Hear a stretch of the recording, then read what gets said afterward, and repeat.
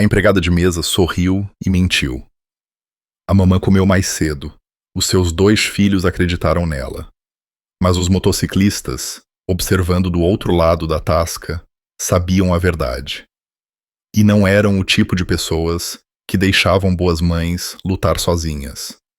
O letreiro de neon da tasca do Zé tremeluziu 2 vezes antes de se fixar num zumbido aborrecido. Eram 21h47 de uma terça-feira, o tipo de noite em que a autoestrada se esticava vazia e os únicos clientes eram caminhonistas, pessoas com insônias ou quem não tivesse melhor lugar para estar. Joana Miranda limpou a mesa, 6 pela terceira vez naquela hora. Os seus ombros doíam. Os seus pés gritavam dentro dos sapatos presos com fita adesiva na sola interior. Mas ela sorriu mesmo assim, porque em 7 minutos o seu turno terminaria e ela podia finalmente sentar-se com os seus filhos. Estes sentavam-se na cabine do canto, como faziam sempre. Emma, de 7 anos, abanava as pernas por baixo da mesa, as suas sapatilhas gastas a apanhar a luz. Martim, de apenas 5, pressionava a cara contra a janela, desenhando formas. Na condensação com o dedo. A mamãe está quase a acabar, chamou Joana, suavemente. Emma levantou o olhar e sorriu. O tipo de sorriso que fazia tudo valer a pena. Perto da traseira, um grupo de 8 motociclistas ocupava 3 mesas juntas. Os seus coletes de cabedal ostentavam emblemas, um urso rugidor, as palavras MC Rocha de Ferro e nomes bordados a fio vermelho. Eram barulhentos, mas respeitosos, o tipo de clientes habituais que davam boas gorjetas e nunca causavam problemas. Ricardo. Trovão Cruz sentava-se à cabeceira da mesa. Sargento do capítulo, a caminho dos 45 anos, barba grisalha, olhos que não perdiam nada. Ele frequentava a tasca do Zé há anos. O tempo suficiente para reconhecer os habituais e o suficiente para notar quando algo estava errado. Naquela noite, algo estava errado. Joana voltou à cozinha e regressou a segurar um único prato infantil. Panados de frango, um punhado de batatas fritas e uma pequena taça de fruta. Ela levou-o até a cabine do canto, pousou-o suavemente e deslizou para o assento ao lado dos filhos. Foi nesse momento que Ricardo parou a meio de uma frase. Os outros motociclistas continuaram a falar, mas a atenção de Ricardo fixou-se na cabine do canto. Observou Joana pegar numa faca de plástico e dividir cuidadosamente os 3 panados de frango. Um para a Emma, um para o Martim, metade de um para ela. Ela fez o mesmo com as batatas fritas, contando-as como fichas de póquer. 12 para a Emma, 12 para o Martim. O resto, talvez umas 8, empurrou para o seu guardanapo. A taça de fruta foi dividida em 2 pequenas pilhas. Ela não ficou com nenhuma. Mamã, não tens fome? Perguntou Martim, a voz pequena. Joana sorriu, afastando-lhe o cabelo da testa. A mamã comeu mais cedo, meu amor. Come tu, está bem? Era uma mentira tão suave, praticada, indolor. Mas Ricardo viu a verdade na forma como a mão dela tremeu ligeiramente ao pousar a faca. Na forma como os seus olhos se demoraram nas batatas fritas por 1 segundo a mais. Ele já tinha visto aquele olhar antes. Em abrigos, nos olhos de veteranos que voltavam destroçados, no seu próprio espelho anos atrás, antes do clube o ter tirado da escuridão. Patrão, está tudo bem? Perguntou Duarte, um dos motociclistas mais jovens, inclinando-se. Ricardo não respondeu. Ainda estava a observar. Emma comia devagar, saboreando cada dentada. Martim enfiou 3 batatas fritas na boca de uma vez, a sorrir. E Joana? Joana mordiscava o seu meio panado de frango como se fosse uma refeição de 5 pratos, fazendo-o durar, fingindo que era suficiente. Eu conheço aquela mulher. resmungou Vitor, um dos motociclistas mais velhos, um homem com uma cicatriz a atravessar a sobrancelha esquerda. Faz turnos duplos aqui quase todas as semanas. Tem 2 filhos. Não vi marido. É uma boa mãe, acrescentou Miguel, o tesoureiro do clube. Certifica-se sempre de que aquelas crianças estão alimentadas, limpas, educadas, mas nunca a vi comer uma refeição completa sozinha. O maxilar de Ricardo apertou. Ele tinha andado com homens que morreriam pelos seus irmãos. Tinha enterrado amigos que deram o último suspiro a proteger outra pessoa. Lealdade, sacrifício, eram códigos que ele entendia. Mas isto, uma mãe a passar fome para que os seus filhos pudessem comer, era um tipo diferente de guerreira. Joana terminou a sua porção em 4 dentadas.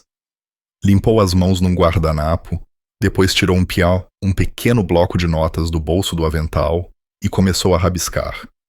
Contas, muito provavelmente. Números que não batiam, não importa quantas vezes ela os rearranjasse. A porta da tasca abriu-se.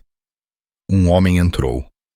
20 e poucos anos, calças de marca, corte de cabelo recente, um perfume que o anunciava antes mesmo de falar. Usava um casaco de cabedal, não o tipo conquistado, mas o tipo comprado online para parecer durão. Tiago Martins. Ricardo reconheceu-o instantaneamente. E metade da mesa também. Ó inferno! Resmungou Vitor. É aquele tipo que tentou ser prospect no mês passado, certo? Sim, a voz de Ricardo estava fria. Apareceu numa Harley novinha que claramente não sabia conduzir. Gabou-se do seu rendimento. Falou por cima dos veteranos. Expulsamo-lo em menos de 10 minutos. Tiago caminhou em direção à cabine do canto, como se fosse o dono do lugar. O rosto de Joana empalideceu. Ela fechou rapidamente o bloco de notas e guardou-o. Depois virou-se para os filhos. Emma, Martim, fiquem aqui, está bem? Mas, mamã, fiquem. A sua voz era gentil, mas firme. As crianças ficaram em silêncio. Joana levantou-se e encontrou-se com Tiago a meio caminho, perto do balcão, tentando manter a distância entre ele e a cabine, tentando manter os filhos fora daquilo. Não pode simplesmente aparecer assim, disse ela baixinho, a voz firme, apesar da tensão nos seus ombros.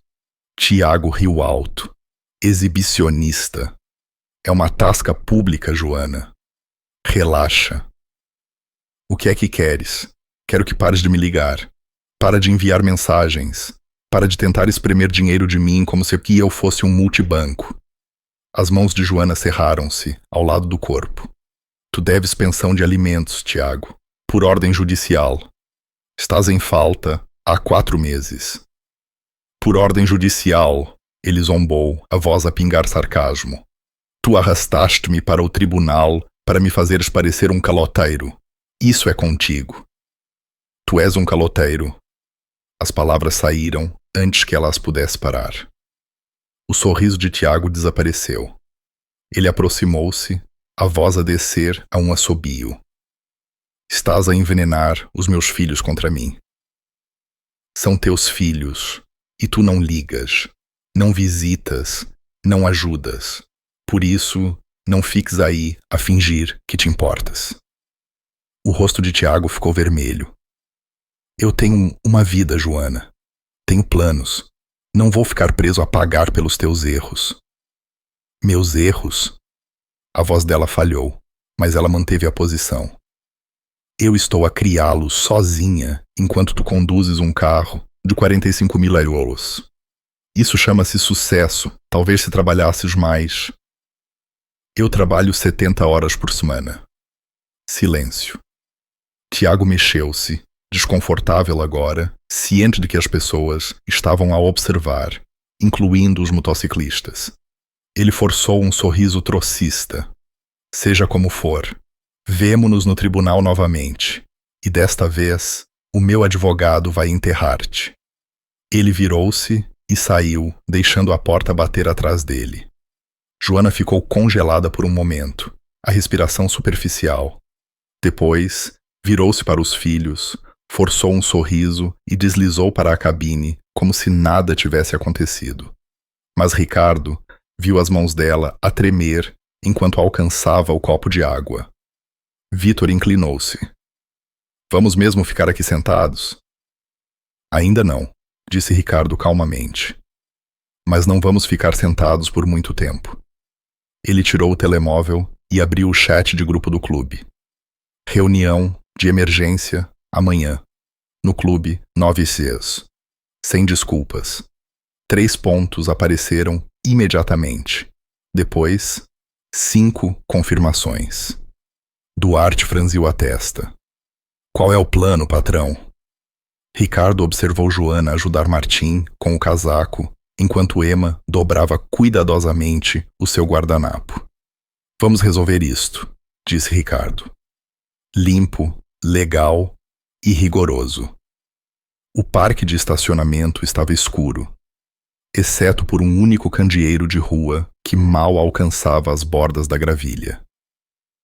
Joana segurava a mão de Martim na esquerda, a de Emma na direita, caminhando cuidadosamente à volta dos buracos que tinha memorizado ao longo de meses de turnos de fecho. O apartamento ficava a 6 quarteirões de distância.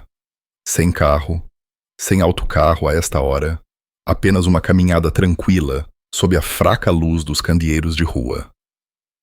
O tipo de rotina que se tinha tornado sobrevivência. Mamã, os meus pés doem, choramingou Martim. Eu sei, meu amor. Quase a chegar a casa. Emma permaneceu calada, mas Joana sentiu o aperto da filha se intensificar. Emma sabia sempre quando algo estava errado. 7 anos e já a ler o ambiente como um adulto. Estavam a meio do parque de estacionamento quando faróis viraram rapidamente. Demasiado rápido. Um Audi prateado parou a chiar a 3 metros à frente delas. O coração de Joana afundou. Tiago saiu, batendo a porta atrás de si. Mesmo na escuridão, ela podia ver as sapatilhas de marca, o relógio caro a apanhar a luz, a arrogância na sua postura. Ainda não acabamos de falar, chamou ele. Sim, acabamos. Joana puxou os filhos para mais perto. Vai para casa, Tiago. Não até parares de te fazer de vítima. Ele caminhou em direção a elas, as mãos nos bolsos, como se fosse casual. Como se não estivesse a encurralar a ex-mulher e os filhos num parque de estacionamento vazio à noite. Papá. A voz de Martim era pequena, confusa. Tiago nem olhou para ele. Estás a fazer-me parecer mal, Joana, continuou Tiago, a voz a subir. A ligar a advogados, a apresentar queixas, a dizer às pessoas que não cuido dos meus filhos. Estás a tentar destruir a minha reputação. A tua reputação? A voz de Joana tremeu, mas não de medo, mas de raiva que engolira por tempo demais. Tu não pagas a pensão de alimentos, tu não ligas, tu não apareces, eu não estou a destruir nada, estás a fazer isso sozinho. Eu tenho despesas, tenho um negócio para gerir, uma vida para construir, não posso simplesmente atirar-te dinheiro de cada vez que tu... De cada vez que eu o quê? Alimento os nossos filhos? Mantenho um teto sobre as suas cabeças? Tiago aproximou-se. Demasiado perto. Tu escolheste isto, sibilou. Tu quiseste o divórcio. Tu quiseste a custódia total. Por isso, não venhas chorar para mim quando fica difícil. Joana sentiu Martim pressionar-se contra a sua perna, a tremer. Emma estava congelada, o rosto pálido. Entra no carro, Tiago, disse Joana baixinho, a voz a tremer agora. Antes que eu chame a polícia, ele riu, frio, zombeteiro. E dizer-lhes o que eu falo contigo? Boa sorte. Do outro lado do parque, o som grave de motas ecoou. Os motociclistas tinham acabado de pagar a conta. 8 deles saíram juntos. Os motores a funcionar em ponto morto, o cabedal a ranger no ar noturno. Não estavam à procura de problemas, mas os olhos de Ricardo encontraram a cena imediatamente. Joana, os filhos. Tiago em pé, demasiado perto, demasiado agressivo. Ricardo levantou uma mão, parando o grupo. Alto! Ficaram perto das motas, a observar, sem intervir ainda, mas prontos. Tiago notou-os e hesitou, a sua bravata a fraquejar. Ele deu um pequeno passo para trás, mas não saiu. Isto não acabou, Joana, disse ele, a voz mais baixa agora, mais controlada. Não me vais esgotar porque não consegues lidar com a tua própria vida. Eu lido com tudo, sussurrou Joana. Tudo de que tu te afastaste. O maxilar de Tiago cerrou-se. Por um segundo, algo quase humano cruzou o seu rosto. Vergonha, talvez, ou arrependimento, mas desapareceu tão rapidamente quanto surgiu. Ele virou-se, caminhou de volta para o seu Audi e acelerou o motor mais alto do que o necessário. A gravilha saltou enquanto ele arrancava do parque, os farolins a desaparecerem na autoestrada. Joana ficou ali, ainda a segurar as mãos dos filhos, o peito a arfar. Emma olhou para cima. Mamã, estás bem? Joana acenou com a cabeça, afastando lágrimas que se recusava a deixar cair. Estou bem, meu amor. Vamos para casa. Ela começou a andar novamente, mais devagar agora, as pernas a tremer. Ricardo observou-as ir. Não se aproximou. Não chamou. Apenas observou até virarem a esquina e desaparecerem nas ruas do bairro. Vítor aproximou-se dele. É o mesmo tipo de antes. É. Ele forçou-a. Eu sei. Miguel cruzou os braços. Vamos deixar isso passar? Ricardo virou-se para encarar a sua equipa. 8 homens, todos a observá-lo, à espera da chamada. Não, disse Ricardo devagar. Mas não vamos fazer isto pela metade. Fazemo-lo de forma tão inteligente ou não fazemos de todo. Duarte franziu a testa. Qual é o plano? Ricardo tirou o telemóvel e percorreu registros antigos do clube. Notas de reuniões, revisões de prospects. Tiago Martins, disse ele, mostrando o ecrã. Tentou juntar-se ao clube há 5 semanas. Apareceu numa mota que não conseguia controlar. Falou do seu rendimento durante 20 minutos seguidos. Citou nomes de pessoas que não conhecia. Desrespeitou os veteranos. Tratou os prospects como criados. Vítor acenou com a cabeça. Lembro-me. Votamos para o expulsar por unanimidade. Certo. Porque ele é egoísta, pouco fiável e falso. Ricardo guardou o telemóvel. Agora sabemos por quê. Está demasiado ocupado a comprar relógios e carros para cuidar dos seus próprios filhos. O rosto de Miguel escureceu. Então, o que fazemos? Ricardo olhou de volta para a rua onde Joana tinha desaparecido. Já vimos aquele homem antes, disse ele calmamente. Sabemos exatamente quem ele é. E sabemos o que ele não é. Um pai, resmungou Vítor. Exatamente. Ricardo montou na sua mota. Clube amanhã de manhã. 9 em ponto. Vamos pôr isto ali à votação. Duarte sorriu. Votar para quê? Ricardo ligou o motor, o rugido a cortar a noite. Se vamos ficar parados a ver uma boa mãe ser derrubada, ou se vamos fazer algo a respeito. Ele não esperou por uma resposta. Arrancou e um por um os outros seguiram-no. 8 motores rugiram pela noite, e pela primeira vez em meses, alguém estava aqui a prestar atenção a Joana Miranda. O Clube MC Rocha de Ferro ficava no final de uma estrada de gravilha. aninhado entre sobreiros e uma cerca de arame enferrujada. Não era muito para se ver. Um armazém convertido com revestimento remendado e uma placa pintada à mão. Mas era solo sagrado para os homens que ali se reuniam. Pelas 9h, todos os assentos ocupantes estavam ocupados. Ricardo estava à cabeceira da mesa, de braços cruzados, à espera que os últimos membros chegassem. Vitor servia café de um pote amolgado. Miguel folheava o seu tablet, a puxar ficheiros.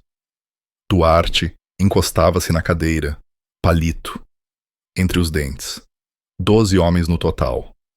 Veteranos, mecânicos, um polícia reformado, um capataz de construção. Vidas diferentes, o mesmo código. Muito bem, vamos a isto, disse Ricardo, a voz a cortar os murmúrios. A maioria de vocês viu o que aconteceu ontem à noite. Uma mulher chamada Joana Miranda trabalha na Tasca do Zé, tem 2 filhos. O ex-marido apareceu, ficou agressivo, encurralou-a no parque de estacionamento. Tiago Martins, acrescentou Vitor. O prospect que rejeitamos. Algumas cabeças acenaram. Outros franziram a testa, a tentar lembrar-se. Miguel tocou no ecrã do seu tablet. Puxei a candidatura dele. Tiago Jorge Martins, 28 anos. Candidatou-se a prospect há 6 semanas. Alegou que era dono de uma empresa de marketing, ganhava 6 dígitos, queria juntar-se a uma irmandade. Tradução, resmungou Duarte. Queria o colete e o estatuto. Exatamente, disse Ricardo. Apareceu numa Softail, novinha, que mal conseguia conduzir, falou por cima de todos, gabou-se do seu rendimento e tratou a coisa toda como um evento de networking. Vitor inclinou-se. Ele não tentou dar-me 20 euros para estacionar a mota dele? Sim, o maxilar de Ricardo apertou. Votamos para o expulsar em 10 minutos. Unanimidade, egoísta, pouco fiável, sem respeito pelo código. Miguel passou para outro ecrã. É aqui que piora. Ontem à noite, fiz umas escavações. Registros públicos mostram que Tiago foi casado com Joana Miranda. Divorciaram-se há 14 meses. 2 filhos, de 5 e 7 anos. O tribunal ordenou-lhe o pagamento de 1.100 euros por mês em pensão de alimentos. E... Ele está com 4 meses de atraso, perguntou alguém. Não pagou 1 cêntimo desde junho. A sala ficou em silêncio. Ricardo deixou a informação assentar por um momento. Depois continuou. Ontem à noite, eu vi aquela mulher a dividir a refeição de uma criança por 3. Deu aos filhos quase tudo e ficou com 2 dentadas para ela. Depois, o ex aparece num carro de 45.000 euros, roupas de marca, e tem o desplante de lhe dizer que ela é o problema. Filho da mãe, resmungou alguém. Entretanto, acrescentou Miguel, a percorrer mais. As redes sociais dele estão cheias de viagens a Lisboa, serviço de garrafa, relógios novos. Ele não está sem dinheiro. Está apenas a recusar-se a pagar. Vitor bateu com a mão na mesa. Então, vamos ter uma conversa com ele. Não. A voz de Ricardo era firme. Não lhe tocamos. Não assim. Por que raio não? Porque não somos bandidos, disse Ricardo calmamente. Fazemos isto de forma limpa, legal e rigorosa. Ajudamo-la da maneira certa ou não ajudamos de todo. Duarte sentou-se. No que é que estás a pensar? Ricardo virou-se para o grupo. O Tiago fugiu de nós porque é um cobarde. Mas ele não tem medo da Joana porque ela está sozinha. Não tem apoio, não tem recursos, não tem alavanca. É por isso que ele pensa que pode safar-se. Então, nós tornamo-nos o apoio dela, disse Miguel lentamente. Exatamente. Ricardo apontou para a mesa. Nós ajudamo-la a construir um caso, um caso a sério. Provas, documentação, testemunhas. Arranjamos-lhe um advogado que realmente lute. Garantimos que o tribunal veja exatamente quem é Tiago Martins. Vitor franziu a testa. E se ele continuar a não pagar? Então, garantimos que todos saibam, disse Ricardo. Os seus clientes, os seus parceiros de negócios, a sua reputação. Não lhe tocamos, mas garantimos que o mundo veja a verdade. Miguel acenou com a cabeça. A minha irmã é paralegal. Ela pode ajudar a organizar os documentos. Tem um primo que é advogado de tribunal de família, acrescentou Hugo, um homem atarracado com têmporas grisalhas. Deve-me um favor de há muito tempo. Eu ligo-lhe. Duarte inclinou-se. O que precisamos da Joana? Tudo, disse Ricardo. Extratos bancários, mensagens de texto, e-mails, recibos de vencimento. Qualquer coisa que prove que ele está a fugir ao apoio enquanto gasta consigo. Construímos uma linha temporal, um rasto de papel. Tornamos impossível para um juiz ignorar. E se ela não quiser ajuda? Perguntou alguém. Ricardo fez uma pausa. Ele tinha pensado nisso a noite toda.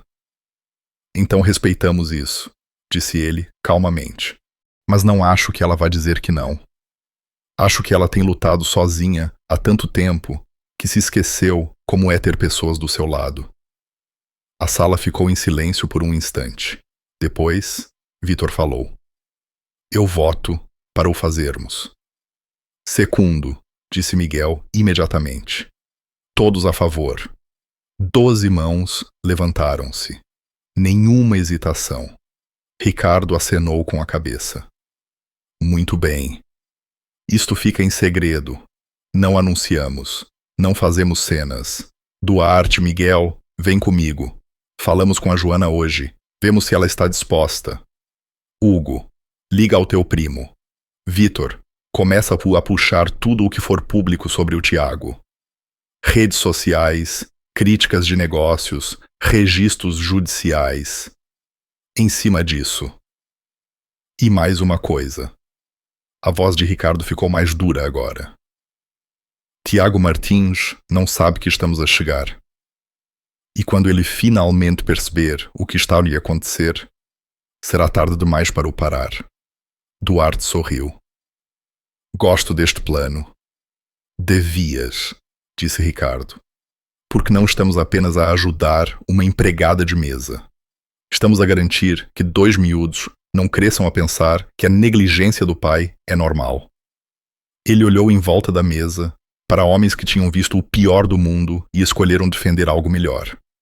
Mães boas merecem apoio, disse Ricardo. Vamos garantir que ela o tem. A reunião terminou e o MC Rocha de Ferro pôs-se a trabalhar. Joana estava a limpar a mesa 9 quando a campainha, acima da porta da tasca, tocou. Ela levantou o olhar e congelou. 3 motociclistas entraram. Ricardo na frente, Miguel e Duarte a flanqueá-lo. Não estavam a usar os seus coletes completos, apenas casacos de cabedal simples, mas a presença era inconfundível. Bom dia, disse Ricardo, a voz calma. Tens 1 minuto? Joana olhou para a cozinha, onde o seu gerente, Samuel, estava a se virar ovos. Estou a trabalhar. Eu sei, isto não vai demorar muito. Ela hesitou.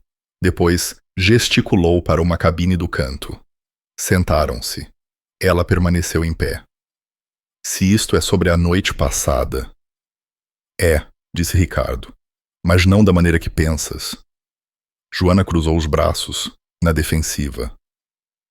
Eu não preciso de caridade. Ainda bem, porque não estamos a oferecer nenhuma. Ricardo inclinou-se. Estamos a oferecer ajuda. Ajuda a sério. Ajuda legal. Ela piscou. O quê? Miguel tirou uma pasta do casaco. Nós sabemos que o Tiago tem andado a fugir à pensão de alimentos. Sabemos que está com 4 meses de atraso. E sabemos que ele está a viver como se tivesse dinheiro para queimar. O rosto de Joana empalideceu. Como é que vocês... Registros públicos, disse Miguel gentilmente. Os processos judiciais são acessíveis. Não escavamos nada privado. Mas sabemos o suficiente para saber que tens lutado sozinha.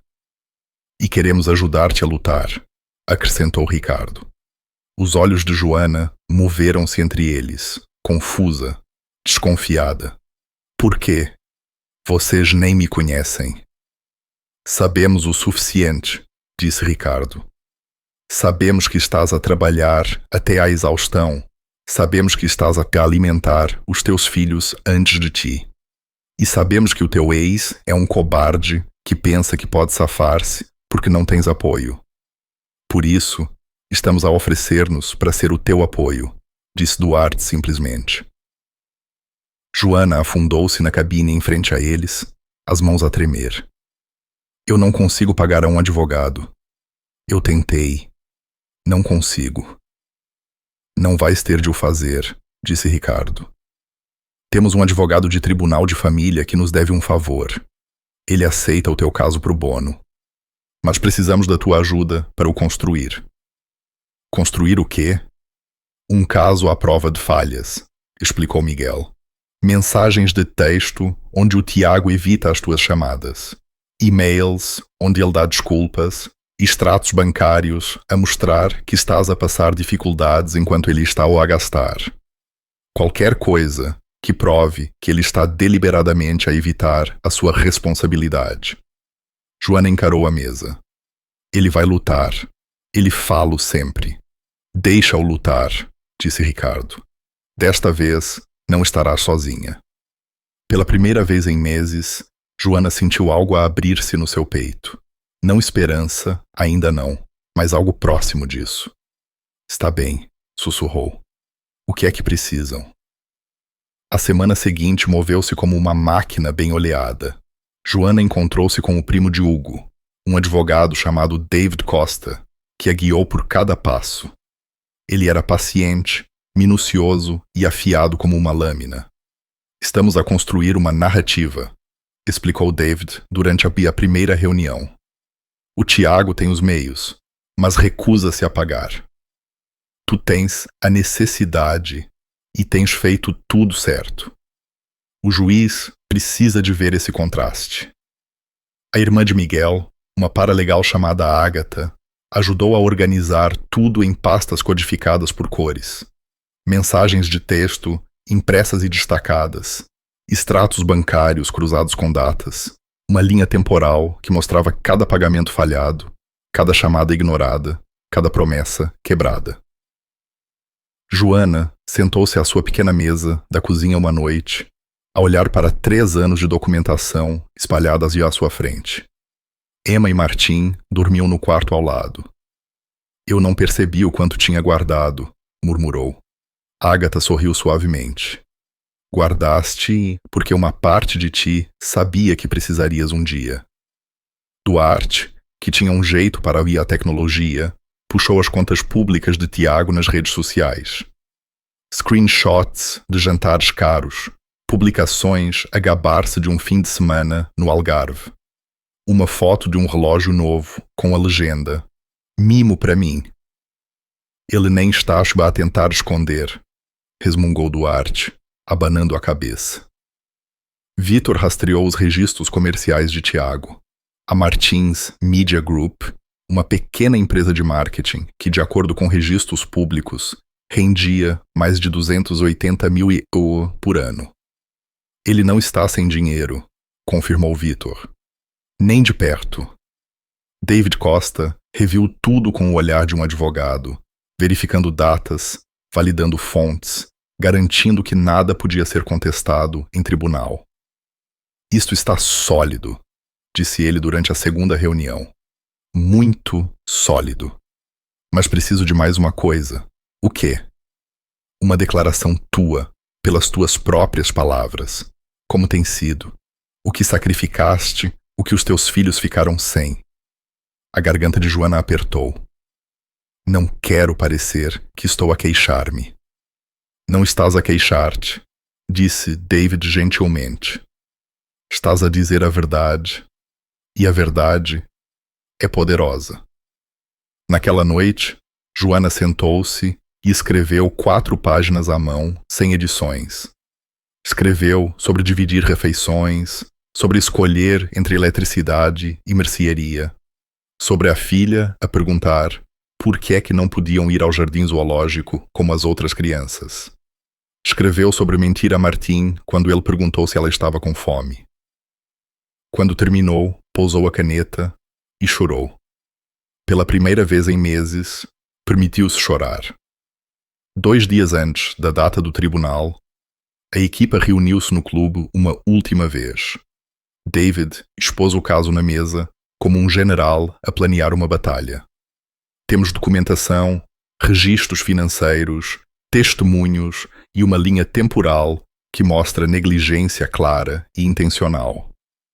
O advogado do Tiago vai tentar desacreditar a Joana, pintá-la como vingativa ou gananciosa. Mas os números não mentem. Ricardo olhou para Joana, que estava sentada calmamente no final da mesa, de mãos postas. Estás pronta? Perguntou. Ela levantou o olhar e, pela primeira vez, os seus olhos não estavam cansados. Estavam nítidos. Estou pronta. Miguel fechou a pasta. Então, vamos para a guerra. Joana abanou a cabeça lentamente, um pequeno sorriso a formar-se. Ninguém me ajudou assim. Ricardo levantou-se, caminhou e colocou uma mão no ombro dela. Mães boas merecem apoio, disse ele calmamente. E tu estás prestes a ter o teu.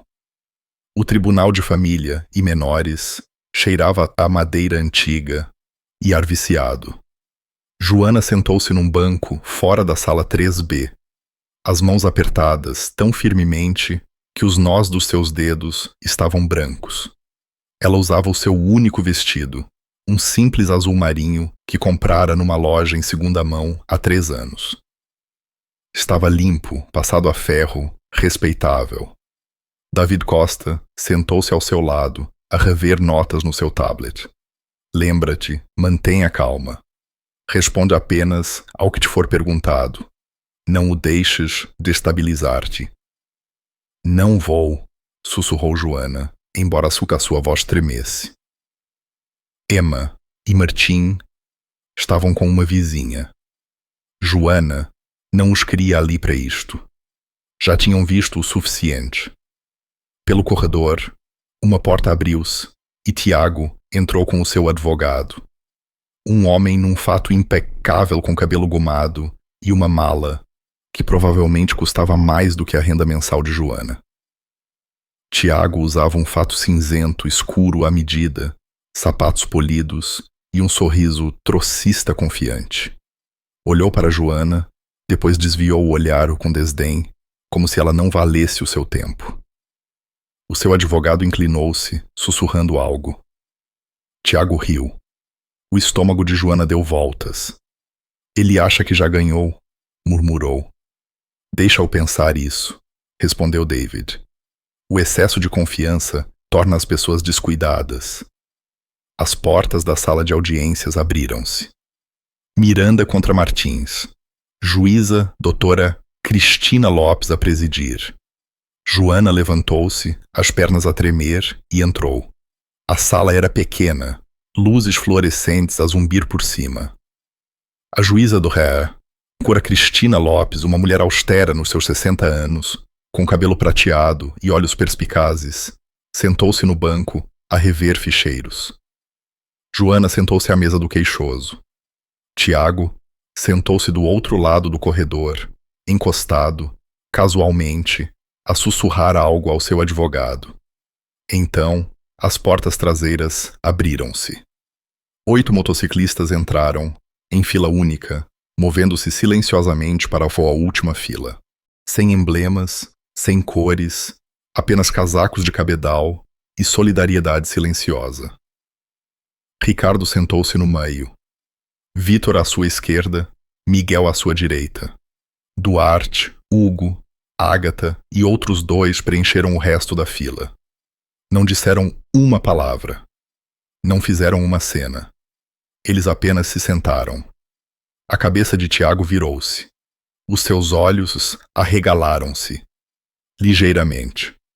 O seu advogado olhou para trás, franzindo a testa, depois inclinou-se. Conhece-os? O maxilar de Tiago apertou.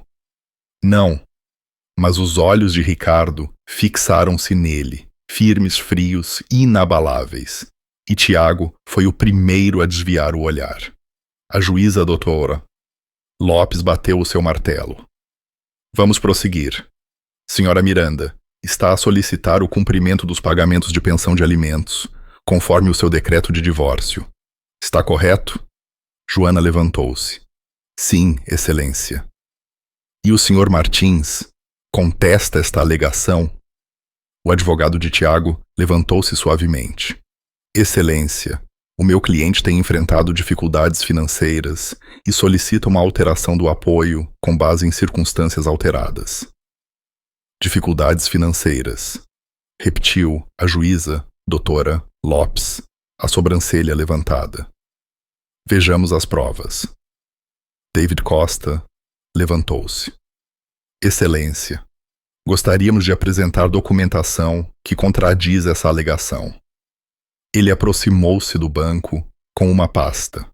Dentro, extratos bancários impressos, screenshots de publicações nas redes sociais, recibos, linhas temporais, tudo o que a equipa tinha reunido. O Sr. Martins alega dificuldades, disse David. No entanto, o seu negócio, a Martins Media Group, reportou mais de 280 mil euros em receitas no ano passado. As suas despesas pessoais incluem a compra de um veículo de 48 mil euros, viagens de luxo frequentes e jantares caros.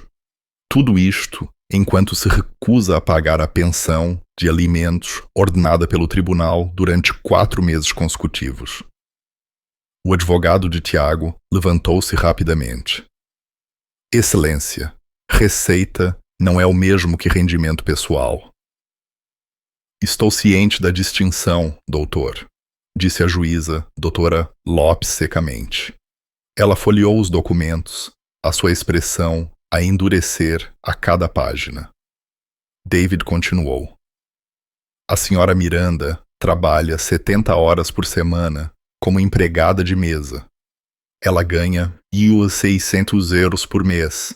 A renda dela é 850 euros. Utilidades: 150 hours. Mercearia, cuidados infantis, roupa para 2 crianças em crescimento. Excelência, ela tem dividido refeições únicas por 3 apenas para manter os filhos alimentados. A juíza doutora Lopes levantou o olhar bruscamente. Isso é verdade, senhora Miranda. Joana levantou-se, a voz mal acima de um sussurro. Sim, Excelência. E o senhor Martins tem conhecimento disto? Tiago mexeu-se desconfortavelmente. Excelência, Responda à pergunta. Eu ofereci ajuda, disse Tiago rapidamente, mas ela recusa-se a comunicar. David deslizou outro documento para frente. Registro de mensagens de texto, Excelência. 14 mensagens não respondidas da senhora Miranda a solicitar apoio nos últimos 3 meses. 6 mensagens de voz, 2 cartas registadas. O senhor Martins não respondeu a nenhuma delas. O advogado de Tiago tentou recuperar. Excelência, o meu cliente tem estado sob estresse significativo. O mesmo acontece com a senhora Miranda, interrompeu a juíza doutora Lopes, exceto que ela continua a alimentar os filhos. A sala de audiências ficou em silêncio. O rosto de Tiago ficou vermelho. O seu advogado sussurrou urgentemente, mas Tiago afastou-o, inclinando-se para a rua à frente. Excelência, Eu tenho o direito de viver a minha vida. Não devo ser punido apenas porque ela não consegue gerir dinheiro. Senhor Martins, a voz da juíza Dra. Lopes cortou como aço. Não falará algo a menos que lhe seja dada a palavra. Compreende? A boca de Tiago fechou-se. A juíza Dra. Lopes reviu os documentos finais, extratos bancários, a linha temporal, a declaração manuscrita de Joana. Ela leu em silêncio durante o que pareceu uma eternidade. Finalmente, pousou os papéis. Senhor Martins, este tribunal considera que o senhor evitou as suas obrigações legais de forma intencional e deliberada. O senhor tem os meios para pagar e optou por não o fazer. Isso acaba hoje. O rosto de Tiago empalideceu. O senhor está ordenado a pagar todas as pensões de alimentos em atraso, num total de 4.400 euros no prazo de 30 dias. Além disso, a sua obrigação mensal de pensão de alimentos aumentará para 1.400 euros para contabilizar os custos crescentes. O não cumprimento resultará em penhora de salário e potenciais acusações de desacato. Tiago saltou para os pés. Excelência, isso é... Sente-se, senhor Martins. Ele sentou-se. O olhar da juíza Dra. Lopes suavizou-se ao olhar para Joana. Senhora Miranda, este tribunal reconhece a sua resiliência. Os seus filhos têm sorte em tê-la. Os olhos de Joana encheram-se de lágrimas. Obrigada, excelência. O martelo bateu. Audiência encerrada. Tiago levantou-se abruptamente, empurrando-se ao seu advogado, e dirigiu-se para a saída. Ao passar pela fila de trás, Ricardo não se mexeu, não falou, mas Tiago sentiu o peso de 8 pares de olhos a segui-lo. Joana ficou congelada, a tremer. David apertou o ombro dela. Conseguiste? Ela virou-se para a fila de trás. Ricardo deu um único aceno de cabeça. Ela acenou de volta. E pela primeira vez em anos, Joana Miranda sentiu que tinha vencido. 3 semanas tinham passado desde a audiência no tribunal, e o apartamento de Joana parecia diferente. Não drasticamente. Não era como se ela tivesse ganho Euromilhões, mas diferente o suficiente para Emma notar. Mamã, temos pacotes de sumo, exclamou Emma uma manhã, abrindo-se o frigorífico para o encontrar realmente cheio. Não abarrotado, mas cheio o suficiente para que ela não visse prateleiras vazias a encará-la. Joana sorriu do fogão, onde estava a sua mexer ovos. Ovos a sério. Uma caixa inteira só que comprara, sem calcular cada cêntimo. 3 vezes. Temos, meu amor. Tira um para ti e para o teu irmão. Martim correu com meias desemparelhadas, o cabelo espetado em 4 direções. Posso ter o vermelho? Pode ter o vermelho. O primeiro pagamento, de pensão de alimentos, tinha sido efetuado. 1.800 euros do total em atraso, mais o novo valor mensal. Joana tinha ficado a olhar para o saldo bancário durante 10 minutos seguidos, com medo que fosse um erro, com medo que desaparecesse, mas não desapareceu. Ela chorou no supermercado quando percebeu que podia comprar fruta fresca sem verificar primeiro o caixote dos saldos. A caixa perguntou se ela estava bem, e Joana apenas conseguiu acenar com a cabeça, a agarrar um saco de maçãs como se fosse ouro. Naquela primeira noite, ela fez esparguete com molho de carne de vaca picada a sério, não os substitutos que andava-se a usar. Emma e Martim comeram 2 pratos cada, e pela primeira vez em meses, Joana comeu uma porção completa. Pareceu estranho, quase errado, como se estivesse a tirar algo que não merecia. Mas depois, lembrou-se das palavras da juíza Dra. Lopes. Os seus filhos têm sorte em tê-la. E permitiu-se comer. As contas em atraso foram sendo liquidadas uma a uma. Companhia de eletricidade paga na íntegra. Conta da água liquidada. O aviso do senhorio a ameaçar despejo, amarrotado e atirado para o lixo, substituído por um recibo a mostrar que estava com a renda em dia.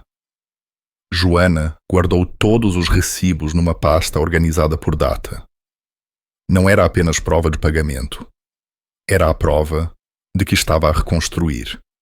O seu gerente na Tasca, um homem brusco chamado Samuel, que raramente dava elogios, chamou-a ao seu escritório uma tarde. Estás cá há 4 anos, disse Samuel, encostado à cadeira. Sim, senhor. Tu trabalhas mais do que qualquer pessoa que tenho. Apareces a tempo, lidas com clientes difíceis, treinas os novos contratados sem reclamar. Joana mexeu-se desconfortavelmente. Eu só faço o meu trabalho. Não, tu fazes o trabalho de toda a gente. Samuel deslizou um papel pela secretária. Estou a promover-te a gerente de turno. São uns 50 a mais por hora e recebes uma percentagem das gorjetas da equipa da noite. Joana olhou para o papel. A garganta está a apertar. Senhor, Tu mereceste. Não discutas. Ela assinou antes que as lágrimas pudessem cair. Os motociclistas ainda iam à Tasca. Não todos os dias, mas algumas vezes por semana. Pediam café, bolo, hambúrgueres, davam boas gorjetas, não excessivamente, mas de forma justa. Ricardo sentava-se sempre na mesma cabine. Uma noite, Joana trouxe o café dele e demorou-se por um momento. Não sei como vos agradecer. Não tens de o fazer. Tenho sim, tu e a tua equipa, vocês devolveram-me a minha vida. Ricardo levantou o olhar, o seu rosto envelhecido a suavizar-se. Tu já a tinhas. Nós apenas te ajudamos a mantê-la. Joana sorriu, afastando as lágrimas. Mesmo assim, obrigada. Ele acenou com a cabeça. Como estão os miúdos? Bem, melhores. O professor do Martim disse que ele está a sorrir mais na aula. A Emma perguntou se podíamos ir à biblioteca este fim de semana. A voz dela falhou. Ela não pedia para fazer nada divertido há mais de um ano. Então leva-a, disse Ricardo, simplesmente. Foi para isso que tudo isto serviu. Joana limpou os olhos rapidamente e voltou para o balcão. Vitor inclinou-se da cabine ao lado. Ela está a ganhar peso. Miguel olhou para cima. O quê? A Joana está mais saudável. Vê a cara dela. Menos encovada. Ela está a comer agora. Ricardo seguiu o olhar deles. Ele também tinha notado. As olheiras debaixo dos seus olhos estavam a desaparecer. Os seus movimentos não eram tão lentos. Ela parecia menos que estava a funcionar à base de vapores e mais que estava realmente a viver. Bom, disse Ricardo calmamente. Tiago pagou a pensão do mês seguinte a tempo. Exatamente a tempo. Sem atrasos, sem desculpas. David Costa ligou a Joana para confirmar. Foi efetuado. Ele está a cumprir. Ele não vai tentar lutar novamente. Poderia, mas não lhe correrá bem. A juíza deixou claro que se ele falhar um único pagamento, ele enfrenta acusações de desacato. Ele sabe disso. Joana exalou lentamente. Então, acabou mesmo. A parte legal. Sim, agora concentra-te apenas nos teus filhos. Depois de desligar, Joana sentou-se na beira da cama e permitiu-se sentir. O alívio, a exaustão, o peso esmagador a sair dos seus ombros. Ela não estava rica, não estava segura para sempre. Mas pela primeira vez em mais de um ano, não estava a afogar-se. Um sábado à tarde, Emma puxou a manga de Joana. Mamã, podemos ir tomar um gelado? O instinto de Joana foi calcular quanto custava, se podia pagar, que contas estavam a chegar. Mas depois parou. Olhou para o rosto esperançoso da filha, para Martim a espreitar da esquina com a mesma antecipação de olhos arregalados. Sim, disse Joana. Vamos tomar um gelado. Elas caminharam até a loja na rua principal, aquela com a placa pintada à mão e o banco lá fora. Emma escolheu pepitas de chocolate, Martim morango, Joana baunilha. Sentaram-se no banco juntas, a comer devagar, a rir quando Martim sujou o nariz com gelado. Uma mota passou a rugir, Ricardo a ir para algum lado, a mão levantada num aceno casual. Joana acenou de volta. Emma levantou o olhar. Mamã, quem é aquele? Joana sorriu a ver a mota desaparecer pela estrada. Um amigo, disse suavemente. Um amigo muito bom. Elas acabaram os seus gelados enquanto o sol se punha por trás dos edifícios, a pintar o céu em tons de laranja e rosa. E pela primeira vez em muito tempo, Joana Miranda sentiu algo que quase tinha esquecido. Sentiu-se segura. 4 meses depois, o ar cheirava a carvão e vergueirão. Atrás da tasca do Zé, no parque de Gravilha, que geralmente estava vazio após o fecho, mesas de piquenique tinham sido montadas lado a lado. Um grelhador fumava no canto, cuidado por Vitor, que levava o seu churrasco tão a sério quanto a sua mota. Arcas cheias de bebidas estavam à sombra. Lanternas de papel penduravam-se num toldo improvisado, a balançar suavemente na brisa. O MC Rocha de Ferro tinha organizado um churrasco de família, não apenas para o clube, mas para todos. Funcionários da Tasca, as suas famílias, vizinhos, crianças da comunidade, sem emblemas, sem cores, apenas pessoas a reunirem-se porque queriam. Emma e Martim corriam pelo parque, a perseguir outras 2 crianças num jogo de apanhada que não tinha regras claras e não precisava de as ter.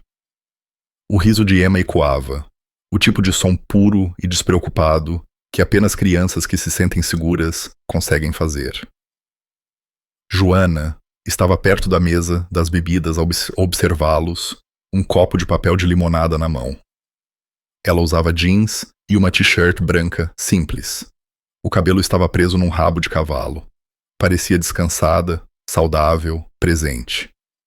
As tuas miúdas têm velocidade, disse Miguel, aproximando-se dela. Quase apanhou o sobrinho do Hugo.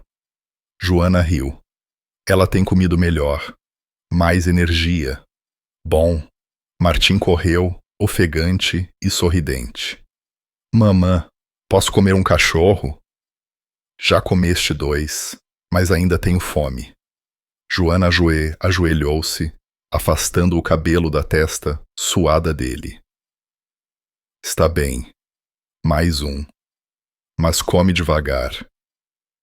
Está bem. Está bem. Ele disparou em direção ao grelhador. Joana levantou-se, abanando a cabeça com um sorriso. Nunca pensei que o ouviria dizer que ainda tem fome e conseguir dizer sim. É esse o objetivo? Disse Miguel calmamente. Foi por isso que fizemos isto. Do outro lado do parque, Ricardo virava hambúrgueres ao lado de Vitor. Os dois a picarem-se sobre o tempero como um casal casado há muito tempo. Duarte estava a ensinar um grupo de crianças a atirar uma bola de futebol americano.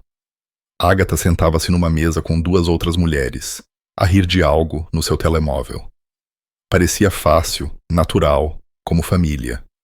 Samuel, o dono da tasca, aproximou-se de Joana a segurar um prato empilhado com comida.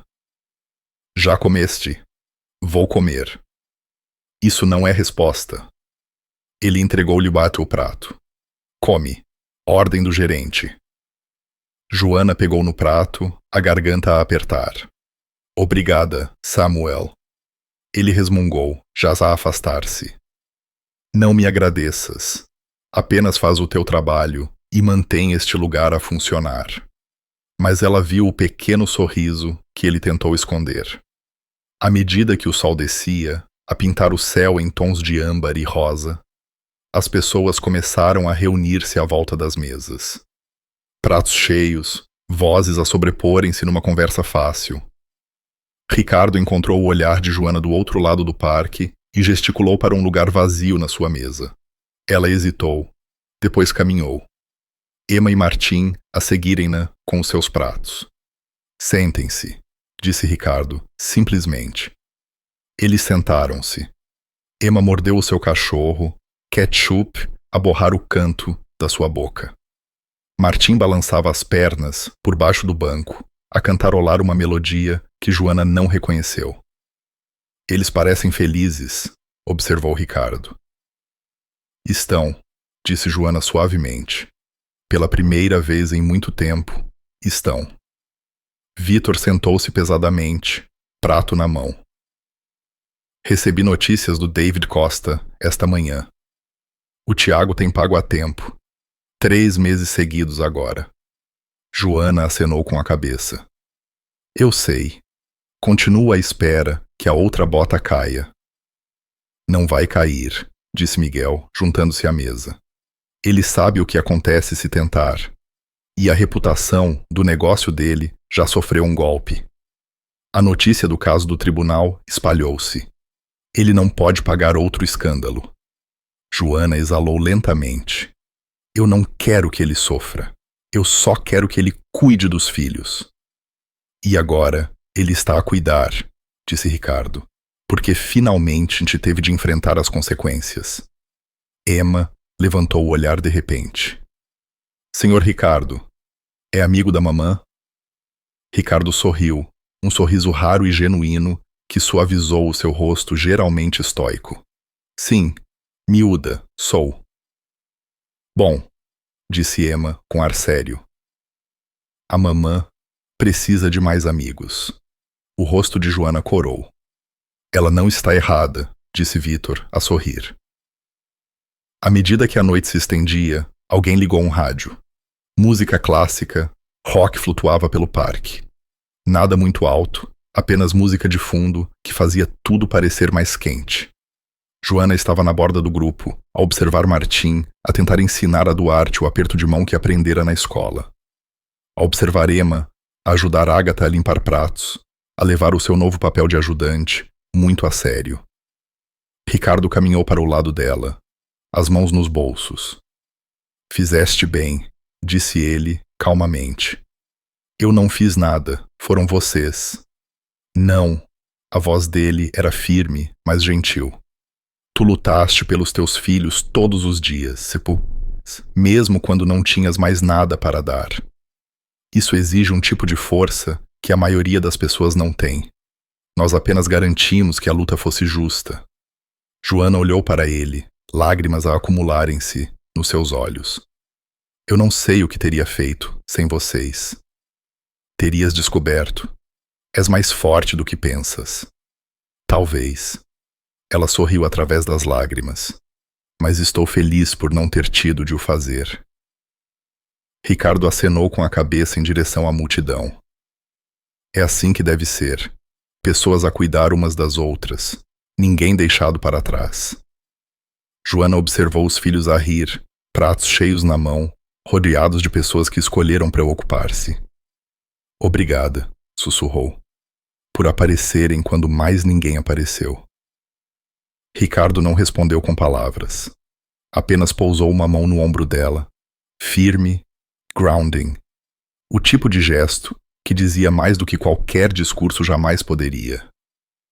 Ficaram ali num silêncio confortável enquanto o sol finalmente se punha, as lanternas a brilhar suavemente por cima. Martim correu, a puxar a mão de Joana. Mamã, podemos voltar da próxima vez?